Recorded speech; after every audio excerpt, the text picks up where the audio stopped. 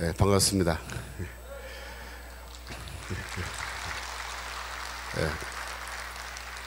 저는 이 다산에 살고 있어요.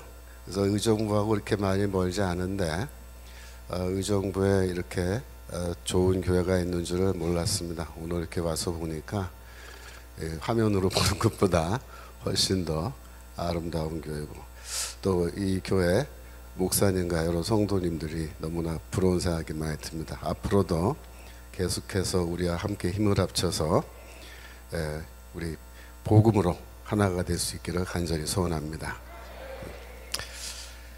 저는 지금 장로회 신학대학교에서 바울신학 가르치는 신학성경 가르치는 교수로 있는 김초롱입니다.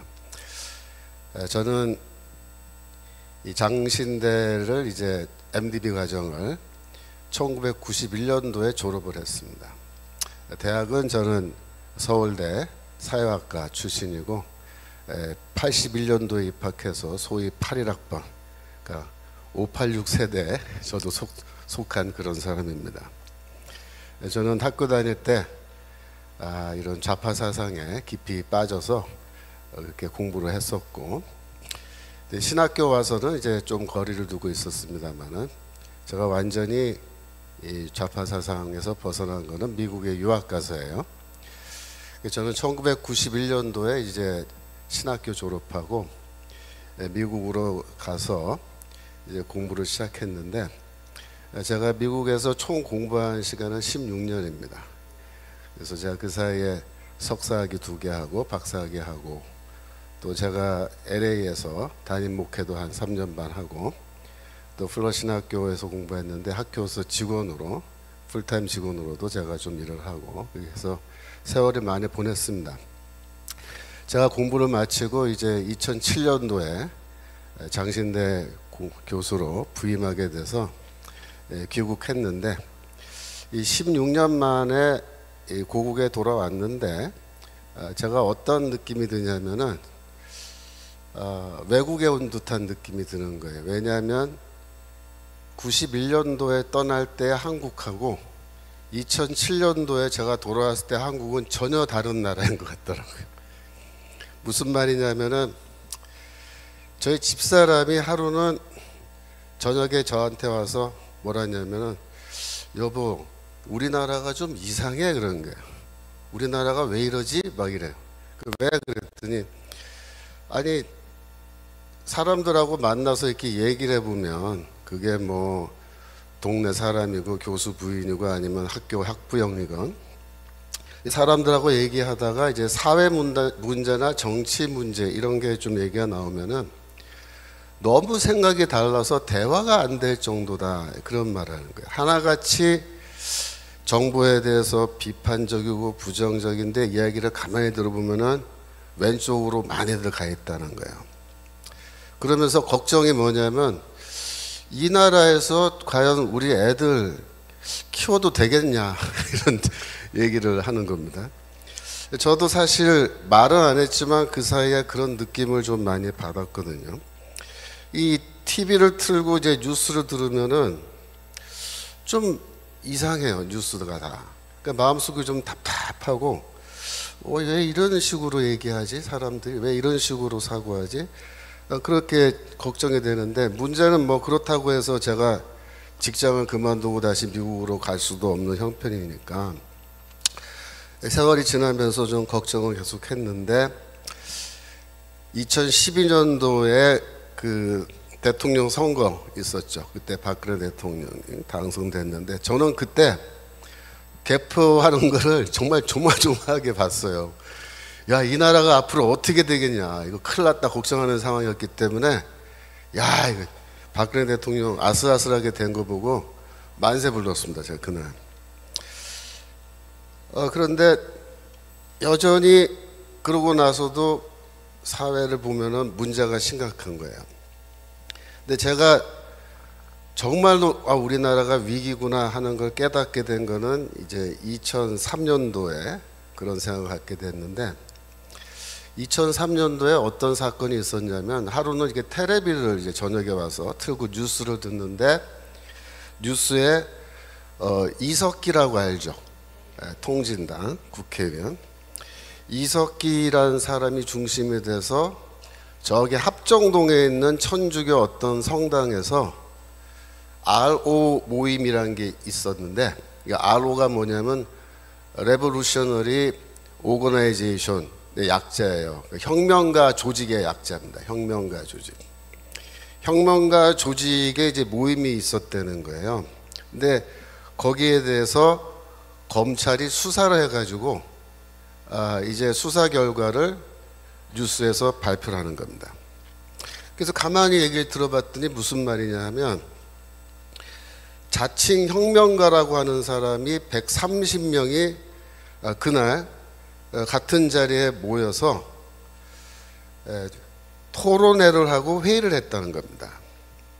그러니까 토론과 회의의 주제가 뭐냐면은 남조선 해방의 혁명적 상황이 발생했을 때, 이렇게 해요.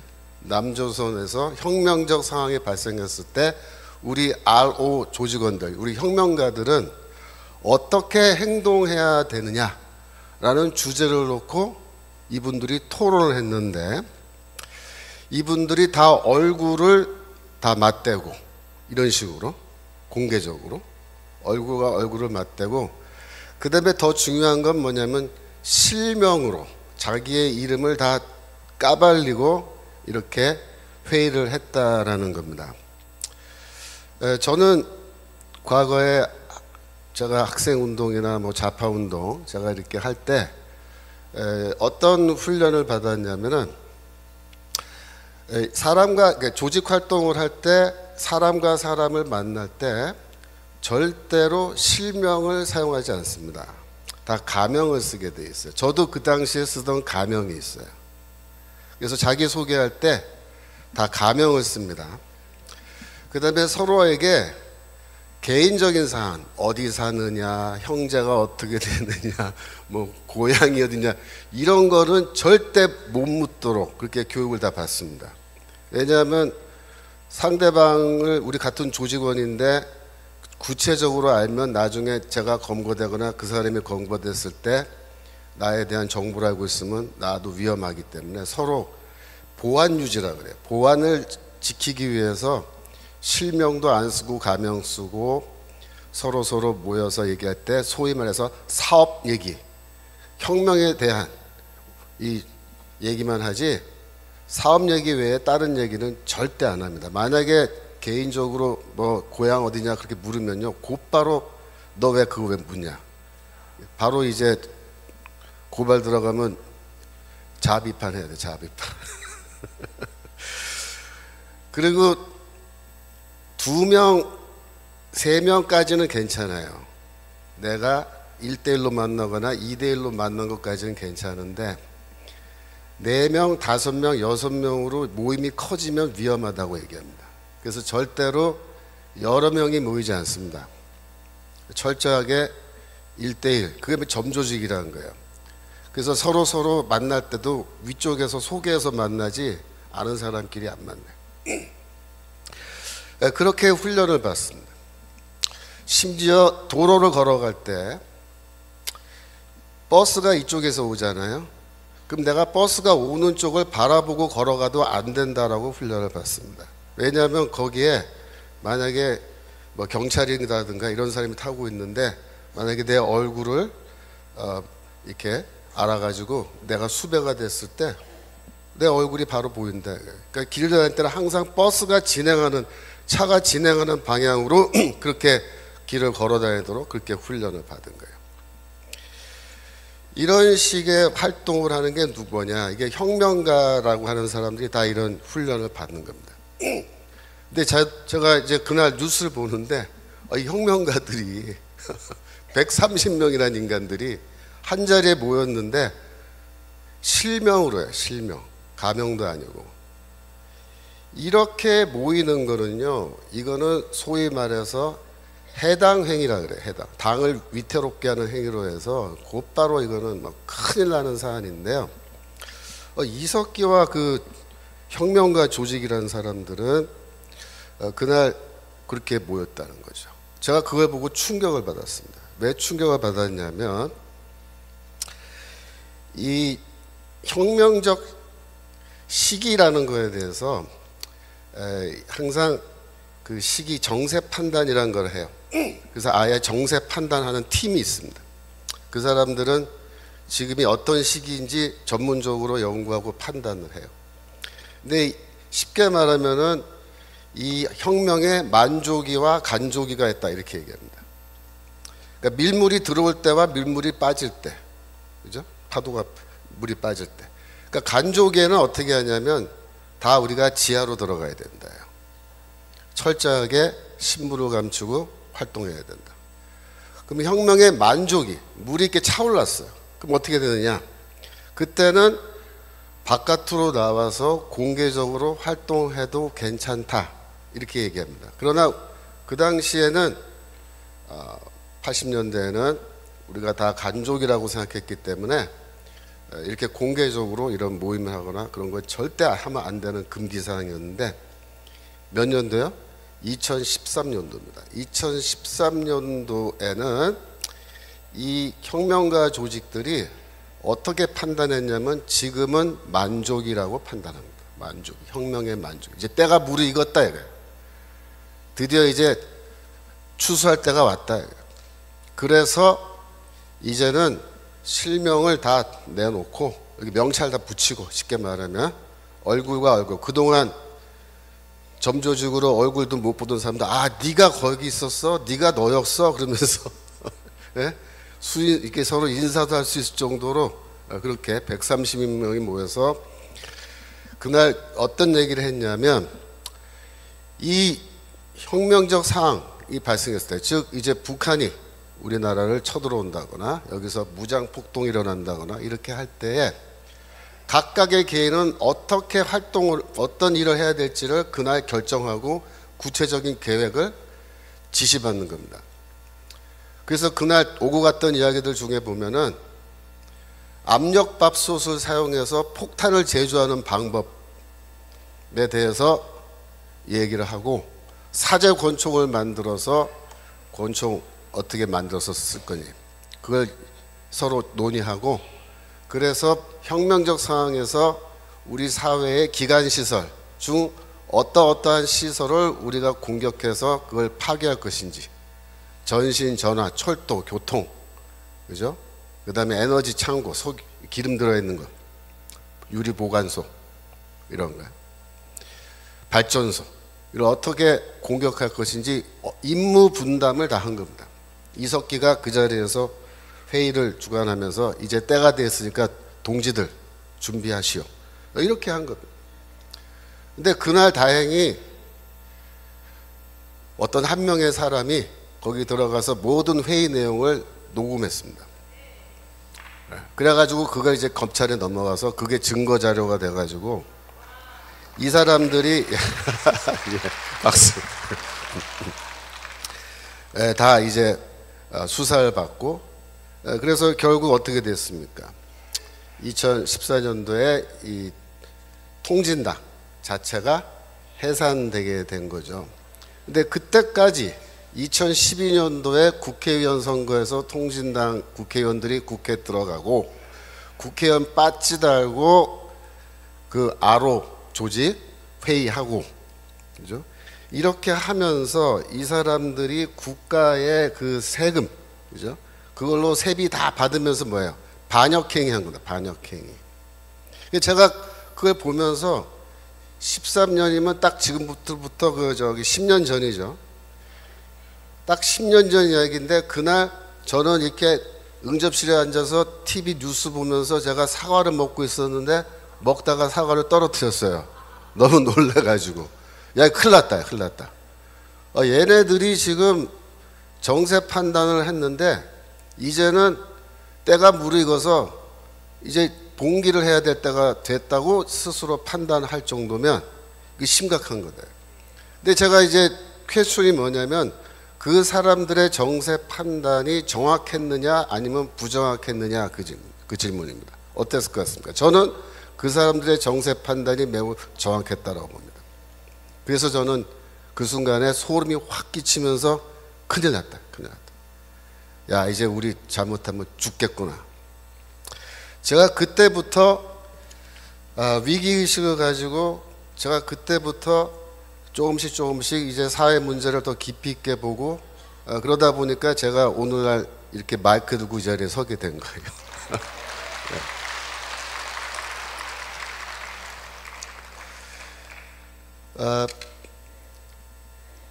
그 당시에 안철수 의원이 뭐 이런 말 했어요. 뭐 지금은 조금 정신 차린 모양인데 그때 했던 유명한 말 있죠. 요즘 간첩이 어딨냐 그래서 간첩 없다. 저는 그 말이 부분적으로 맞다 이렇게 생각합니다. 왜?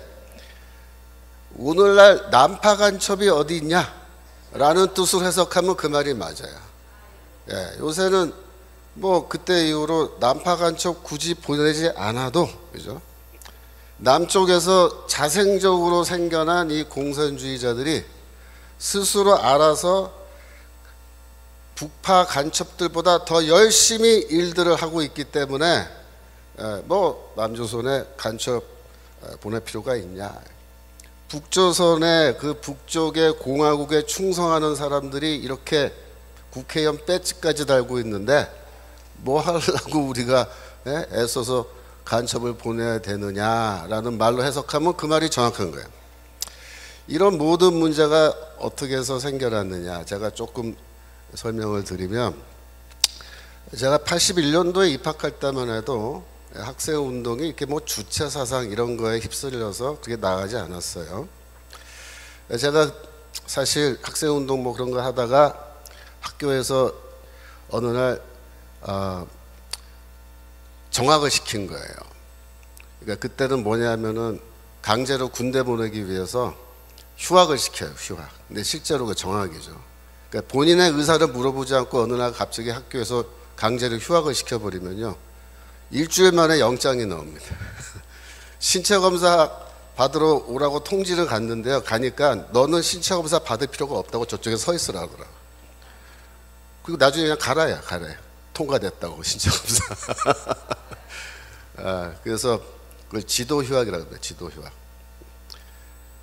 그때는 이제 좌익 활동하는 학생들 강제로 전방부대를 보냈어요. 저는 그래서 그때 전방부대 강원도 철원에 있는 3사단에 가서 제가 사병으로 복무를 했는데, 뭐 지금은 제가 감사하게 생각합니다. 그때 제가 철원에서 소총수로 훈련, 뭐 행군, 뭐 구보 이런 거 하도 세게 받아가지고 그때 제가 굉장히 건강해졌어요. 지금까지 그걸로 지금 건강 유지하는데, 군대를 85년에 제대하고 이제 학교로 이제 돌아오게 됐는데 85년 겨울입니다. 12월에 제가 제대해서 왔더니 친구들이 고생 많았다 그러면서 저한테 이거 좀 읽어보라고 책을 줘요. 그래서 이제 그 책을 받아가지고 성경책이 아니고 어떤 책을 줘요. 문건. 그걸 받아서 이제 집에서 밤을 새면서 읽어봤습니다. 읽어봤더니 내용이 뭐냐 하면은 미국은 우리의 적이다 그 얘기예요. 그래서 그 문건을 뭐라 그러냐면 반제국주의 문건이라 그래요. 영어로 AI 문건이라 그래요. AI가 뭐예요? 요즘은 인공지능이잖아. 인공지능 AI가. 그 시대 86년도의 AI는 뭐냐면 엔타이 임페리얼리즘의 약자입니다. 반제국주의 문건. 그래서 이렇게 읽어보니까 다 사용하는 단어라든가 이런 표현이 남한에서 우리나라에서 쓰는 표현들이 아닌 게 많아요.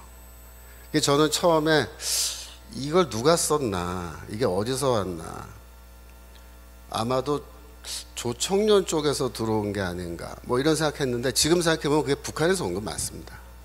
북한에서 온 거예요.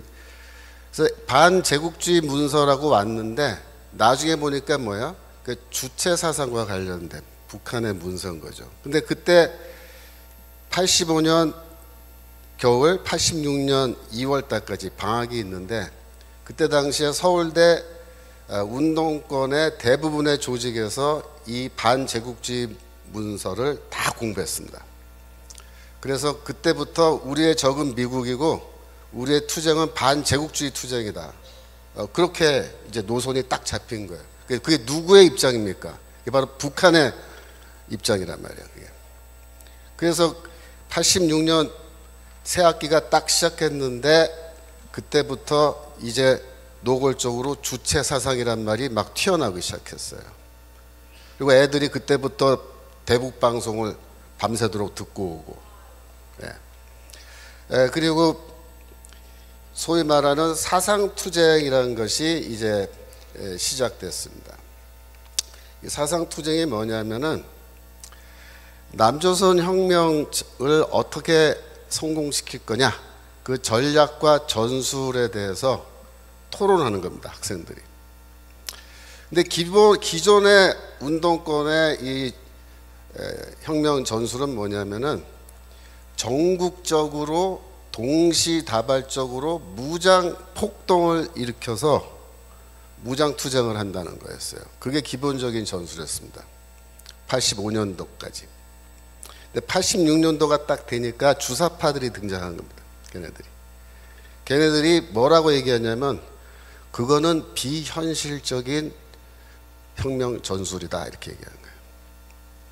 왜 비현실적이냐 그랬더니 광주 사태를 봐라요. 광주 사태를. 광주 사태 때 시민들이 무기고 털어서 무장을 하고, 무장 폭동 일으켜서 도시 자체를 다 점거했는데 정규군이 이렇게 반격을 해오고, 그 다음에 미군이 항공모함 같은 뭐 그런 거 보내고, 이래가지고 만약에 혁명적 상황에서 미군이 개입하고 정규군과 이렇게 전투를 하게 되면 무장 폭동을 해서 절대로 이길 수 없다, 이 얘기입니다. 그래서 그건 비현실적인 혁명 전술이다, 이렇게 비판을 하는 겁니다. 그래서 우리가 물었죠. 그러면 너희가 생각하는 현실적인 혁명 전술은 뭐냐? 근데 대답이 뭐라고 나오냐면 북조선에 있는 무력을 우리가 동원해야 된다, 이렇게 얘기해요. 북조선에 있는 무력을 동원해야 된다. 왜 북조선에 저렇게 좋은 무력이 있는데 그거를 우리가 활용하지 않고 남한의 이 비무장 세력들이 뭐 어떻게 무기고 털어가지고 그거 소총이나 하나씩 들고 말이야. 그래갖고 혁명 못 이긴다는 거예요. 북한에 있는 압도적 무력을 우리가 활용해야 된다. 그렇게 하기 위해서는 북조선 노동당과 긴밀히 협력하면서 우리가 혁명 사업을 진행해야 된다, 이렇게 이야기하는데, 제가 이 이야기를 2017년도에 저기 외신 기자회견을 하면서 이 얘기를 한번 했어요. 광화문에서. 그때 집회하면서. 그랬더니 신문에 제 이야기가 막 나오고 그러니까 저희 교단에 이 전라도 쪽 노회가 있어요. 거기 노회가 3개가 있는데 제가 광주 사태를 폄하하는 발언을 했다고 저를 징계하라고 우리 총회에 노회 헌의안이 올라갔어요. 우리 학교로 막 전화가 오고 총장한테로 당장에 김초롱 교수 내쫓아라 그러면서. 좌파들이 그런 짓들 해요. 제가 무슨 광주 사태를 폄하하는 말을 했습니까? 저는 광주 사태를 폄하한 게 아니고 광주 사태를 이 주사파 애들이 어떻게 어떤 관점에서 바라봤는지를 제가 정확하게 얘기한 거예요. 그랬더니 막 벌집 쑤셔놓은 것처럼 난리를 치면서 하여튼 제가 그때 그거 보면서 야, 진실을 말하면 죽이려고 드는구나, 인것들이 이제. 여하튼 그래서 그 사상투쟁에서 누가 승리했겠습니까? 주사파가 승리한 겁니다. 왜냐하면 북조선에 있는 그 무력을 동원해야 된다고 얘기하는데 이쪽에서 반박할 뭐 말이 없는 거예요. 너희는 비현실적인 전술 갖고 뭐 무슨 혁명을 하겠다고 그러냐. 그래서 그것 때문에 학생운동 조직의 70% 이상이 86년도에 전부 다 주사파에게 넘어간 겁니다.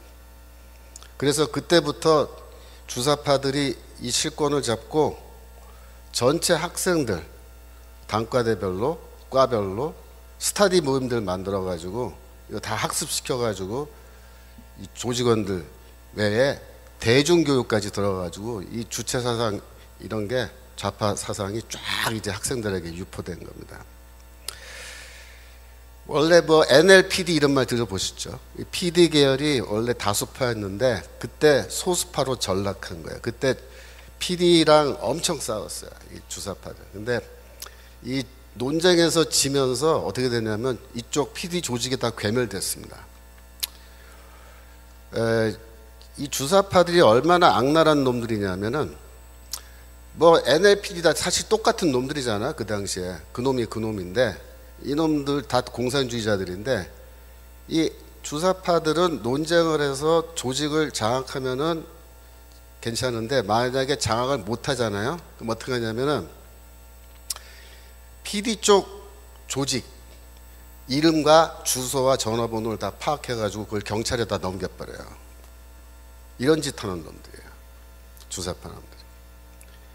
그러니까 주사파는 쉽게 말하면 좌익 운동 중에서 자기들 위에 다른 생각 갖고 있는 놈들을 적으로 봐요. 그래서 저놈들은 조직을 다 괴멸시켜야 된다 그래갖고 경찰에 아예 명단을 넘겨버려요. 그러니까 저도 그때 당시에 사상투쟁하면서 이렇게 하다가 결국 우리가 이기긴 이겼는데 저놈들이 하여튼 우리 다 파악이 끝났기 때문에 우리도 할 수 없이 조직 다 해산하고 저도 집으로 돌아온 겁니다. 자, 그때 아주 이 주사파들에 대한 환멸, 인간이 아니다 이것들은, 그런 생각을 하게 됐죠. 그래서 87년도에 6년도에 주사파가 쫙 이 학생운동권 다 장악했고 87년도에 이제 민주화 운동이라 그래가지고 대통령 직선제 했잖아요. 근데 그때 이제 그게 주사파의 승리죠. 왜 그래요? 주사파가 민주화 세력 혹은 민주화 운동의 주역, 한국의 민주주의를 가져온 공헌, 장본인들로 그렇게 이제 가면을 쓰게 된 거예요. 이놈들이 아주 못된 종북 세력인데 타이틀은 뭐예요? 민주화 세력이에요. 민주화 세력. 그래가지고 이제 뭐 자기들이 공산주의 운동을 민주화 운동으로 둔갑을 시키는 거죠. 88년도가 되면 어떤 일이 벌어지냐면은 전국의 노동운동, 사회문화운동, 뭐 기독교 운동도 마찬가지, 좌파 기독교 운동 몽땅 다 주사파가 접수합니다. 다 쳐들어가서 이 학번은 85, 86, 87학번들이에요, 얘네들이. 근데 쳐들어가서 선배들 다 쫓아내는 겁니다. 사상투쟁하면서.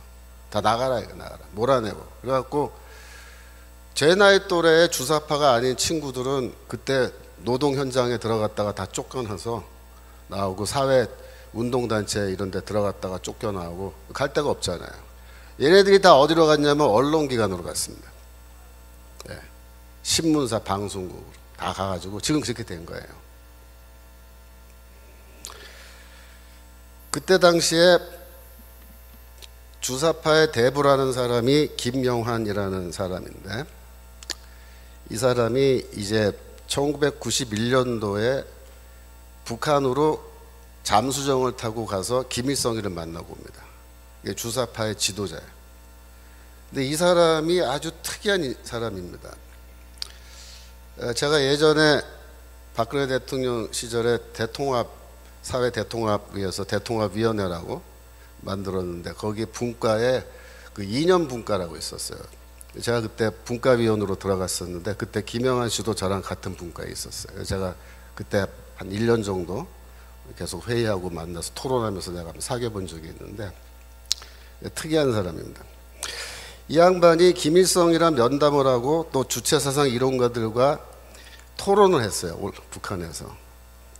그랬더니 뭐라 하냐면 놀랍게도 이 사람들이 주체사상을 잘 제대로 모르더라. 그걸 잘 알았다는 거예요.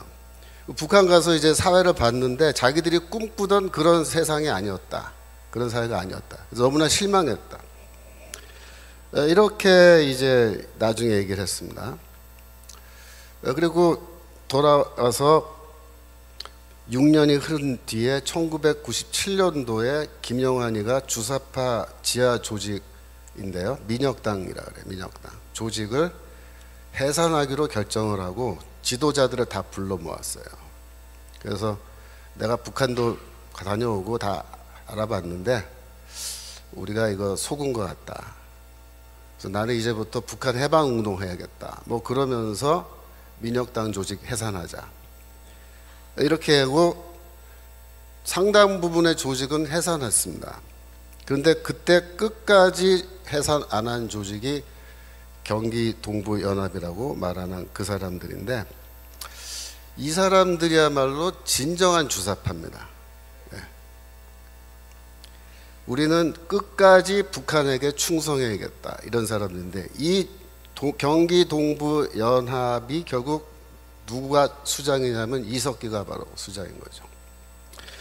이 사람들이 성남시를 거점으로 해서 조직을 갖고 있는데 서울 외국어대학 용인 캠퍼스 출신들이 주로 되어 있고요. 근데 이 사람들이 왜 중요하냐면은 2010년도에 이재명이가 성남시장 선거에 출마합니다. 그 전에 이재명이는 민변 있죠, 민주화를 위한 변호사 모임, 민변에서도 활동하고 성남시에서 변호사로서 있으면서 뭐 여러 가지 활동하다가 민주당에 들어가서 뭐 국회의원 출마도 해보는데 실패해요. 그랬는데 성남시 시장에 이제 2010년도에 출마를 했는데, 그때 당시에 민노당이라고 있었어요. 민노당을 이 경기동부연합이 거기 민노당에 다 가입해서 민노당을 통째로 이제 장악해서 갖고 있는 상태였는데, 그 당시에 민노당도 성남시장 후보를 냈습니다. 김미희라고 서울대 약대 출신이에요. 여잔데 이 김미희가 성남시 후보로 시장 후보로 나오고 이재명도 나왔단 말이에요.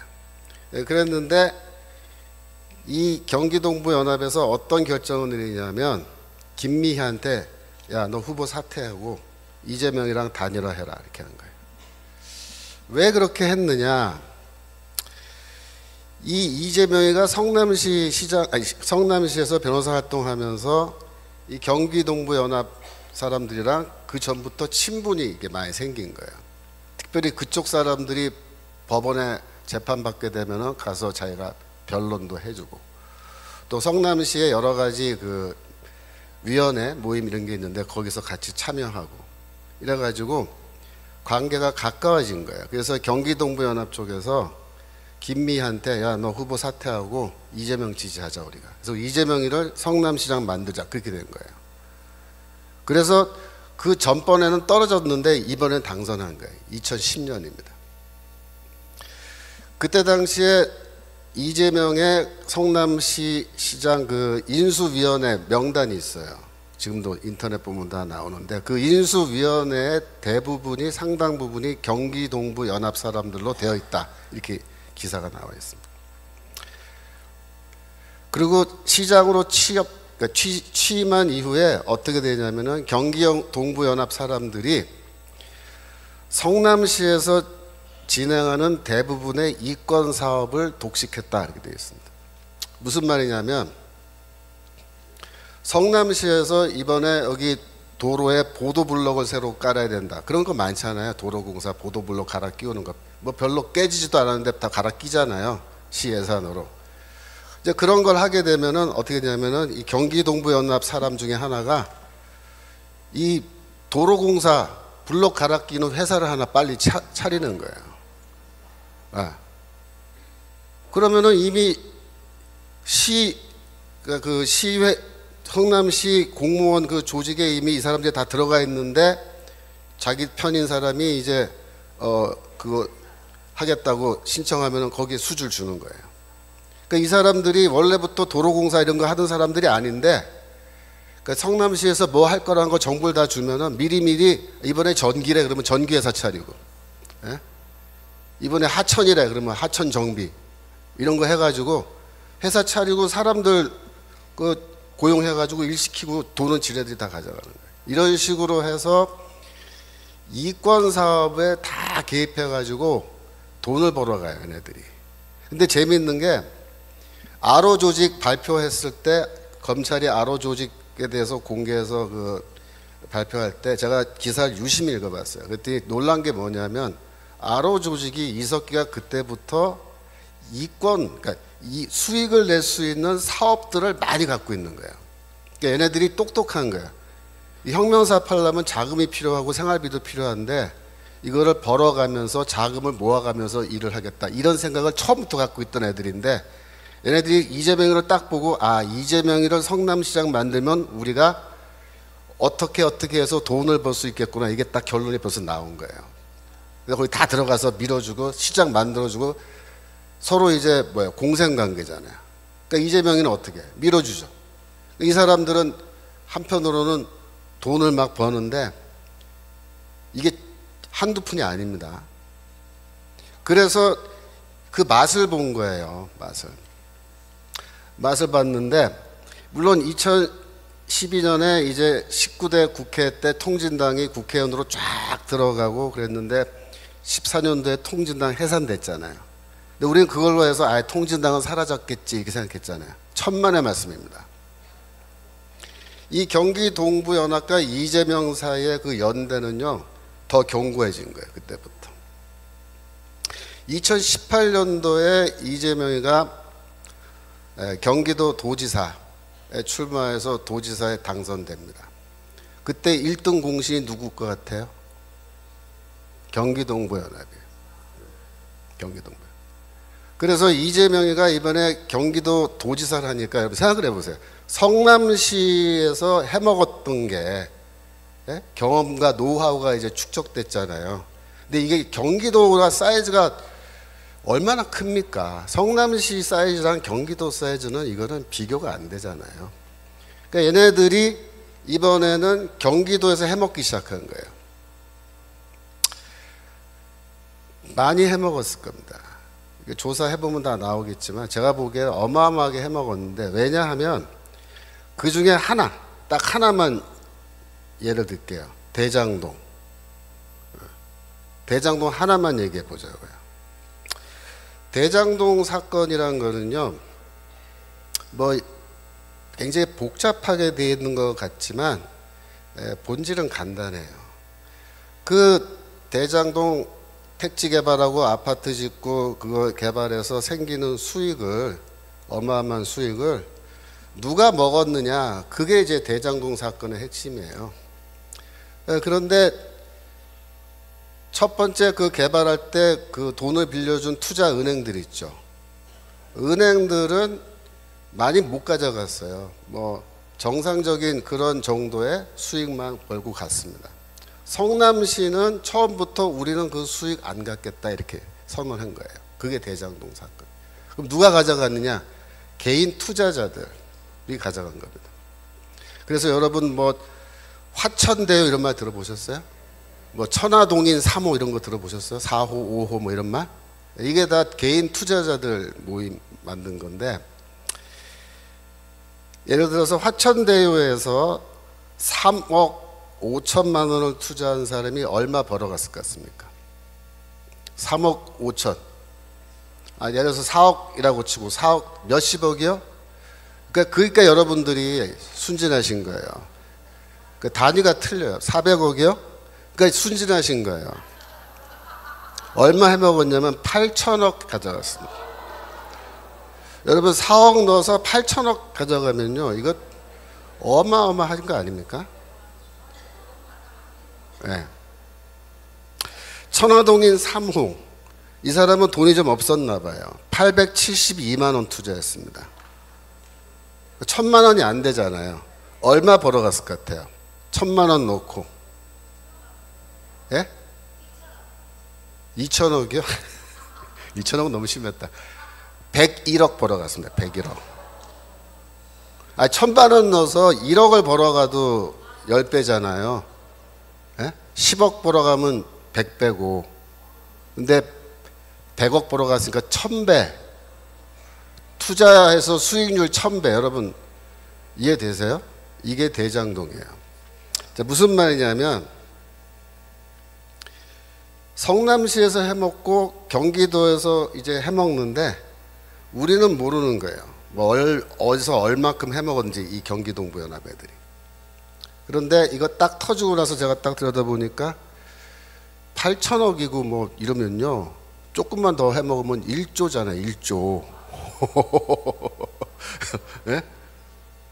그러니까 이 경기동부연합 애들이 이제 통이 커져가지고 이제 해먹으면은요 한 1조 정도 해먹는데 이게 다 뭐냐면요 혁명 자금입니다. 좋은 말로 정치 자금이 되겠지만 이재명의 경기동부연합 입장에서 혁명 자금이에요. 이거. 그래서 이 돈을 지금 누가 갖고 있는지 이제 파악이 안 되는 거예요. 검찰이 지금 수사를 하고 있는지 안 하는지 모르겠는데 이게 지금 누가 이 돈을 다 갖고 있고 어디에서 지금 어떤 용도로 지금 썼고 얼마가 남아있는지 파악이 돼야 되는데 이게 지금 오리무중이죠. 이 대장동 사건 터지면서 어떤 사람들 이름이 튀어나왔냐면은 뭐 권순일 대법관 뭐 아세요? 권순일 대법관, 박영수 전 특별검사, 박근혜 대통령 수사에서 감옥에 집어넣은 놈이죠. 김순환 전 검찰총장, 강찬우 전 수험지검장 이런 사람들의 이름이 막 튀어나오죠. 그죠? 뭐 국회의원들 이름도 막 튀어나오고 다 뭐냐면 돈 받은 사람들이야. 근데 이 사람들한테 이제 돈을 줬는데 법조계에도 주고 정치계에도 주고 이제 돈을 막 뿌린 거예요. 그러니까 생각해 보세요. 8천억 1조 가량 돈이 있으면요. 돈 뿌리는 거 이거는 뭐 저기 그렇게 어렵지 않잖아요. 이게 보험금이라 하잖아요. 보험금. 그래갖고 법조계 판사 검사들한테 쫙 돈을 뿌려 놓은 거예요. 이미. 제가 보기에는요. 이 이름 나온 사람들은 뭐 한 사람들이냐면 심부름한 사람들이에요. 자기들이 돈 받고 끝난 게 아니고 이 사람들은 심부름한 사람이고 심부름 값으로 얼마 받은 거예요. 얘네들을 통해서 또 누구한테 얼마가 갔는지는 몰라요. 지금 수사를 해봐야 하는 거예요. 그러니까 이재명이가 법정에 끌려가도 겁을 안 내는 거예요. 예. 뭐 겁나요? 다 나한테 돈 받은 놈들인데. 어이, 다 아는 놈들이구만 그러는 거예요. 와서 보니까. 그러니까 이 판결이 그렇게 나오는 거예요, 지금. 그래서 지금 지난번 대통령 선거에서 이제 이재명이 물론 간발의 차이로 졌습니다만은 이 경기동부 연합과 이재명은 얘네들은 이걸 패배라고 보지 않아요. 네, 절대로. 얘네들은 지금 우리가 한 발 후퇴했지만 2보 전진하면 된다 이렇게 생각하는 애들입니다. 지금 현재 민주당은요 이재명이 꽉 쥐고 있어요. 그 당권파라 그러잖아요. 당권파, 이재명파. 누굴까요? 경기동부 연합 사람들입니다. 그러니까 지금 이재명이 그저께 뉴스 보니까 인재위원장이 됐대요. 자기가 스스로 인재위원장으로 자기를 임명했대요. 그래서 민주당에 왜 인재위원장이 생겼냐면 내년도 국회의원 공천 때문에 이게 생긴 겁니다. 왜? 새로운 인재를 국회의원으로 공천 줘서 이제 당선시켜야 된다 이거죠. 그러니까 이재명이가 내가 인재위원장 하겠다라고 할 때 그 뜻은 뭐예요? 공천은 내가 하겠다예요. 그러니까 지금 이재명이한테 반기 들고 있는 그 비주류, 민주당 비주류도 너희는 뭐 알아서 해라 이거야. 너희는 절대 공천 안 줘. 내가 아예 선언한 겁니다. 그러면 이재명이는 누구를 공천할까요? 네. 그동안 자기를 성남시장 만들어주고 경기도 도지사 만들어주고 앞으로 나를 대통령 만들어줄 사람들 누굽니까? 진짜 주사파, 진짜 찐, 진짜 주사파인 이 경기동부 연합 계열의 사람들을 분명히 공천할 겁니다. 근데 문제는 뭐냐면 이 사람들이 예전부터 이 지하 조직으로 이렇게 다 엮여 있는 사람들이기 때문에 이제 공천을 누구 주는데 누가 누구인지 잘 몰라요, 우리가. 그래서 우리가 잘 모르는 어떤 사람이 이제 어느 지역에 공천 받아서 나왔다 이거예요. 그러면은 그거를 생각할 때 어떻게 생각합니까? 아, 뭐 좋은 사람이겠지. 그렇게 생각하면은 안 된다. 결국 그동안 얽혀있던 자기를 지금까지 지원해준 이 사람들을 이제 금배지 따라주는 거예요. 그러면 주사파 중에서 지금까지 전향하지 않고 우리는 끝까지 북한에 충성을 다 해야겠다라고 끝까지 조직을 유지해온 이 사람들이 결국은 뭡니까? 민주당을 장악하는 겁니다. 그게 뭐냐면 내년도 총선이에요. 내년도 총선 때 민주당은 완전히 물갈이 될 겁니다. 지금은 뭐 이렇게 섞여 있지만 그때는 컬러가 단일하게 될 거예요. 겉으로 보기에는 이재명 파가 이제 당권파로 다 통일됐다라고 그렇게 말하지만 그 속내는 뭐예요? 진짜 주사파입니다, 얘네들이. 이건 뭐냐? 이석기의 부활입니다. 이석기의 부활. 이석기가 2014년도에 통진당 해산되고 감옥 갔잖아요. 몇 년 전에 석방됐죠. 나와서 지금 조용하죠. 아무것도 안 하고 놀고 있을까요? 아닙니다. 다 작전 계획 짜고 다 명령하고 이거 다 지금 조직이 활발하게 움직이고 있는데 얘네들이 어마어마한 돈까지 이제 정치 자금까지 다 확보했기 때문에 얘네들이 할 수 없는 일이 없어요. 네, 그게 지금 제일 심각한 문제입니다. 그래서 대통령 선거가 27년도에 예정되어 있는데 내년도에 민주당이 200석을 장악하고 이러면은 이제 윤석열 정부는 완전히 식물 정권 돼버린 거죠. 그러고 나서 이제 27년도에 가서 대통령 선거할 때 후보를 낼 텐데 뭐 이재명은 어차피 지금 이석기 아바타입니다. 그러니까 이재명이를 뭐 이렇게 해서 뭐 감옥에 집어 넣어도 사실은요 큰 변화는 없어요. 왜냐하면은 이재명이 구속돼서 들어가면 또 다른 이석기의 아바타가 이제 등장하는 거예요. 그래서 얘네들이 이제 대통령 선거해서 만약에 그쪽 후보가 대통령으로 당선되면 제가 보기에는 그 순간 대한민국은 끝입니다. 그걸로 끝난 거예요. 생각해 보세요. 이석기가 대통령 된다고 생각해 보세요. 그럼 끝난 거예요. 그래서 내년도 국회의원 선거가 중요하다 그렇게 말씀드린 겁니다. 정광 목사님께서 그냥 목 놓아서 부르짖는 거. 내년도 우리가 꼭 200석 해야 된다. 왜 200석을 해야 되죠? 이러한 어마어마한 지금 무서운 일들이 우리 눈에 보이지 않지만 이게 진행되고 있단 말이에요. 그래서 내년도에 200석을 못하면 어떻게 되느냐? 윤석열 정부가 하고 싶은 거 아무것도 못해요. 그러니까 200석을 우리가 넘게 해줘서 어떻게든 저놈들을 밟아놔야 윤석열 대통령이 그나마 지금 하고 싶은 걸 막 한단 말이에요. 그러면 그만큼 우리 대한민국의 미래가 조금 더 안정적으로 간 거예요. 정광 목사님께서 지난번 대통령 선거를 평가하면서 하나님이 우리를 사랑해 주시고 우리가 눈물 흘리면서 기도하고 과문에 나가서 그 추운 겨울에 그 고생하면서 집회하고 이래가지고 하나님이 우리 대한민국의 생명을 5년 더 연장해 주셨다 이렇게 얘기하죠. 그게 정확한 얘기입니다. 5년 연장된 겁니다. 우리가 완전히 구원받은 게 아니에요. 그래서 5년 시간도 주셨는데 이 5년 동안에 우리가 어떻게 하느냐에 따라서 대한민국의 미래가 이제 향방이 결정되는데 우리가 지금 굉장히 중요한 시점입니다. 내년도 4월까지 몇 달 남았습니까? 반년도 안 남았죠.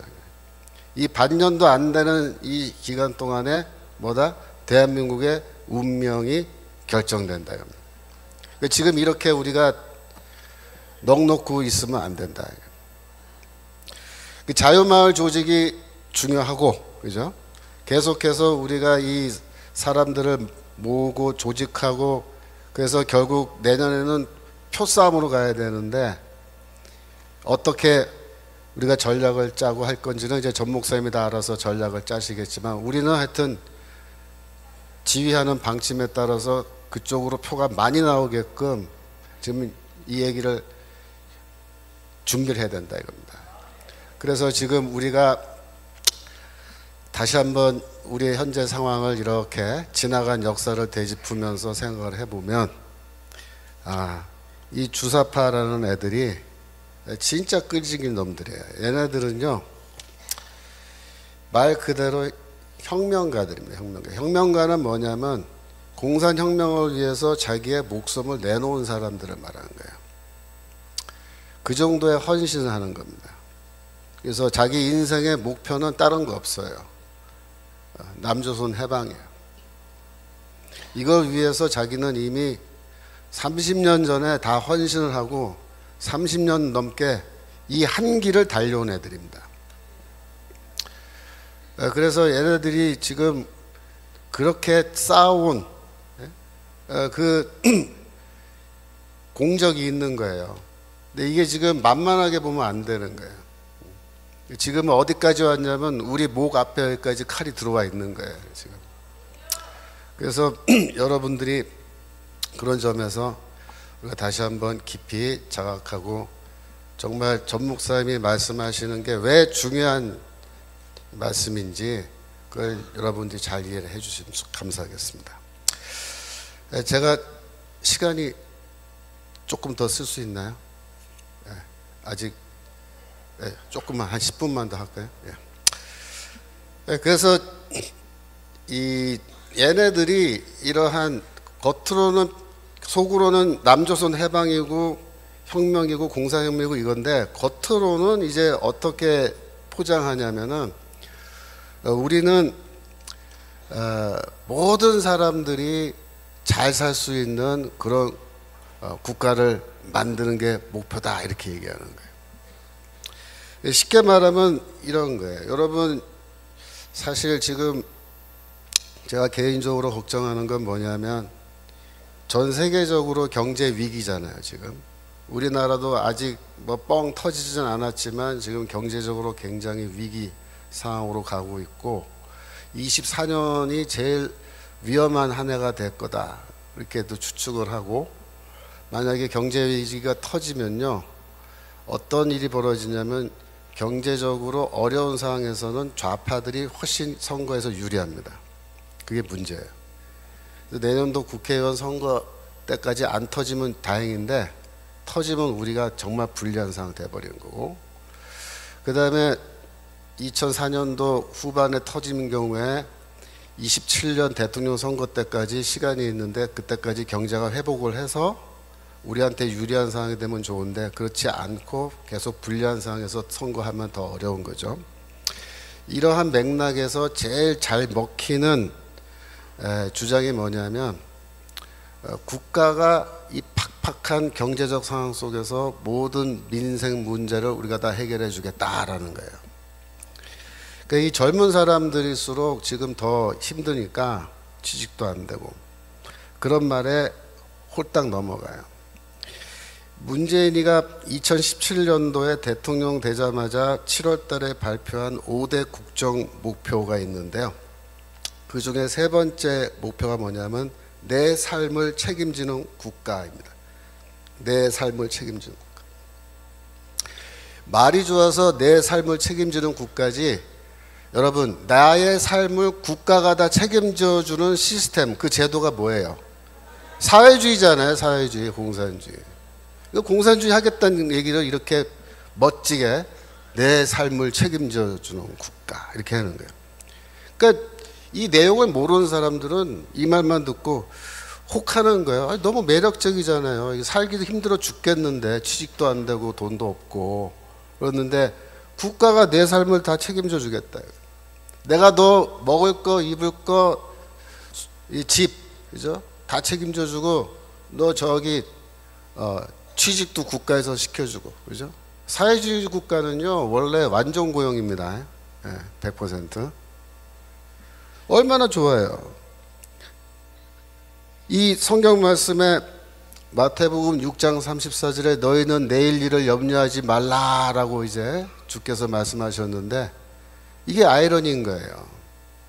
이 국가가 모든 걸 다 책임져 줄 테니까 너희는 염려하지 말고 편안하게 살아라. 내 말만 잘 들으면서 그렇게 얘기하는 건데, 이러한 핑크빛 미래를 이렇게 청사진으로 보여주면요 다 거기에 속아 넘어가는 거예요.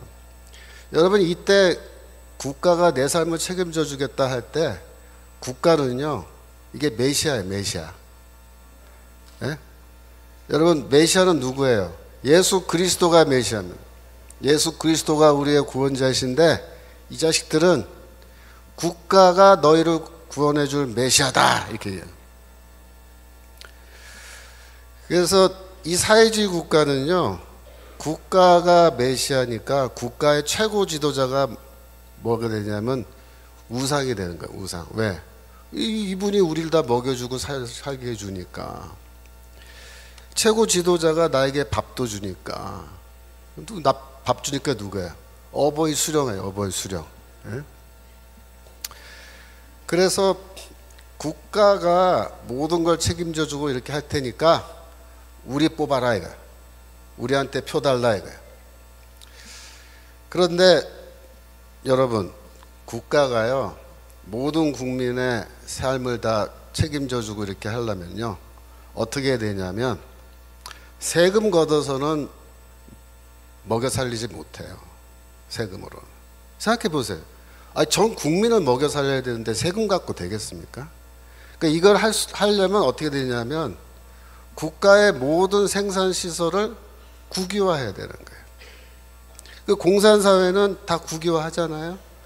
그래서 공산주의 국가에는요 세금이 없어요. 공산국가에는 세금 없습니다, 여러분. 이거 민주주의 국가에 세금 내는 거예요. 그리고 모든 걸 다 국유화하고 토지도 국유화하고, 그죠? 근데 말은 좋아요. 공동소유래. 그걸 또 공동소유. 공동소유는 무슨 공동소유예요. 예? 이렇게 해놓고 지네들이 또 다 헤쳐먹을 거면서.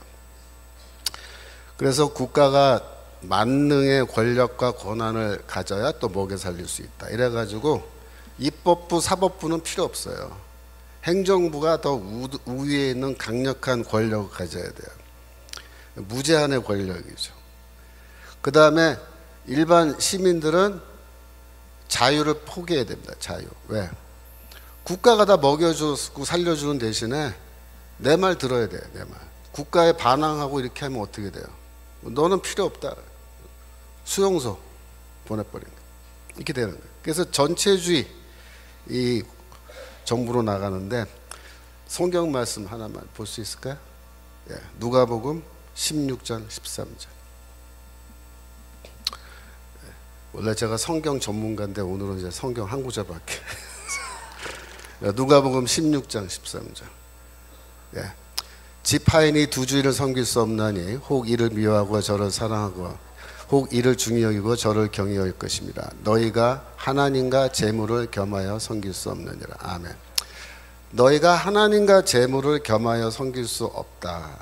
이 이야기에서 재물을 헬라어로 읽으면 맘모나스라는 단어예요. 그 말에서 맘모니즘이라는 단어가 생긴 겁니다. 맘모니즘 뭐예요? 재물을 섬기는 우상숭배를 맘모니즘이라는 거예요. 제가 대학생 때 또 그 이후에 교회에서 어떻게 배웠냐면, 이 맘모니즘이 뭐냐, 구체적으로 우리 시대에 맘모니즘은 자본주의다 이렇게 가르쳤습니다. 그렇게 배웠습니다. 그래서 자본주의 시스템과 하나님을 섬기는, 제대로 섬기는 것, 이거는 양립 불가능하다. 그 무슨 말이에요? 자본주의 때려 부셔야 된다. 하나님을 제대로 섬기려면. 이렇게 배웠어요. 지금도 이렇게 가르치는 사람들이 수두룩합니다. 제가 들은 얘기가 아니라 저한테 이제 이메일이 온 거예요. 이메일이 와서 보니까 몇 년 전 얘기입니다. 제가 만나본 적도 없던 청년인데 그 청년이 질문한 거예요. 내가 다니는 교회 목사님이, 청년부 목사님이 이 대기업은 재벌인데 이 재벌은 노동자들을 착취한단 말이에요. 그래서 재벌 기업에서 사원으로 일하면은 재벌들의 착취에 협조하는 거니까 그 죄다 이렇게 가르친 거예요. 그게 듣고 이 사람이 저한테 이메일을 해서 물어보는 거예요. 우리 목사님이 이렇게 가르치시는데 제가 중소기업으로 옮겨가면 괜찮을까요? 이렇게 묻는 거예요. 그래서 제가 뭐라 그래서, 야, 중소기업은 착취 안 하냐? 그러면 그 다음 질문이, 그럼 자영업을 하면 제가 괜찮을까요? 죄를 안 짓고? 예? 자영업하면 너 그 알바생 네가 착취하는 거지. 그러면 그렇게 따지면 이 세상에 할 수 있는 일이 아무것도 없어요. 제가 이 이야기를 수업 시간에 했어요. 제가 이제 우리 목회전문대학원이라고 목사님들 수업인데 제가 이 얘기를 했더니 어떤 목사님이 뭐라 하냐면, 교수님, 그거보다 더 황당한 일이 있었습니다. 무슨 일이냐? 자기가 아는 어떤 교회인데 그 교회에서는 전도사님이 애들한테 뭐라고 설교했냐면 이 자본주의를 철폐하고 사회주의 해야 된다고 설교에서 얘기했대요. 그래서 그것 때문에 교회가 난리가 나서 당회에서 이 전도사를 불러서 목사님이랑 너 왜 그렇게 가르쳤냐 라고 따졌다는 거예요. 혼내주려고. 그랬더니 이 전도사가 뭐라고 대답한 줄 알아요? 나 학교에서 배운 대로 가르쳤다 이렇게. 어쩌라고 이렇게. 그래서 처벌을 못했다는 거예요. 학교에서 그렇게 배웠으니까 그 문제 있으면 학교 가다 얘기해라. 왜 나한테 그러냐. 난 배운 대로 가르친 건데. 이렇게 지금 되고 있는 현실입니다. 그래서 이 배금주의, 만모니즘은 이 자본주의다 생각했는데요. 여러분 솔직히 말해서 진짜 배금주의가 뭔지 알려드릴게요. 진짜 배금주의는 사회주의예요. 왜 사회주의냐면 사회주의는 뭐 하자는 거예요? 국가가 나한테 돈 주겠다는 거예요. 그죠? 내 생활비 주고, 그죠? 내 먹을 거 입을 거 다 돈으로 주고, 집도 사실은 돈이잖아요. 그래서 내 주머니에 꼬박꼬박 한 달에 얼마씩, 1년에 얼마씩 돈 준다는 거예요. 내가 일을 열심히 안 해도 돈 주는 거잖아요. 그 얼마나 좋아요. 그죠? 근데 자본주의는 뭐예요? 자본주의는요, 국가가 돈 줘요? 없어요. 뭐라 하냐면 국가를 이렇게 얘기하는 거예요. 국가는 너희의 삶을 책임질 의무가 우리한테 없다. 그게 자본주의야. 네 삶은 네가 알아서 살아야 된다. 취직? 네가 알아서 취직하고 너 밥 벌어먹는 거 네가 알아서 하고 네 집 네가 사야지. 왜 국가가 너한테 집을 사줘야 돼? 공짜로 제공해야 돼? 이게 자본주의입니다. 이거 한마디 덧붙여요. 그런데 너 세금은 다 내야 돼. 세금은 꼬박꼬박 다 내야 돼. 이게 자본주의예요. 어느 게 배금주의입니까? 젊은 사람들이 왜 좌익 이념에 좌파 이념에 계속 이렇게 빨려 들어간지 아세요? 이것 때문이에요. 그것 까놓고 말하면 돈 사랑하는 겁니다. 돈. 돈 주겠다니까 글로 가는 거 아니에요. 그죠?